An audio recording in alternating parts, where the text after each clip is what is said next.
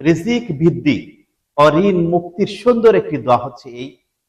নবী সাল্লাল্লাহু আলাইহি সাল্লাম আমাদেরকে একটি গুরুত্বপূর্ণ দোয়া শিক্ষা দিয়েছেন, যা ঋণ মুক্তির জন্য অত্যন্ত ফজিলতপূর্ণ। আর সেই দোয়াটি হলো, আল্লাহুম্মা কফিনি বিহালালিকা আন হারামিকা ওয়া আগনিনি বিফাদলিকা আম্মান সিওয়াক। আল্লাহুম্মা কফিনি বিহালালিকা আন হারামিকা ওয়া আগনিনি বিফাদলিকা আম্মান সিওয়াক। দোয়াটির অর্থ হচ্ছে, হে আল্লাহ, আপনার হালালের মাধ্যমে আমাকে হারাম থেকে রক্ষা করুন এবং আপনার অনুগ্রহ দ্বারা আমাকে আপনি ছাড়া অন্য সকলের মুখাপেক্ষিতা থেকে মুক্ত করুন। দোয়াটির অনেক ফজিলত রয়েছে।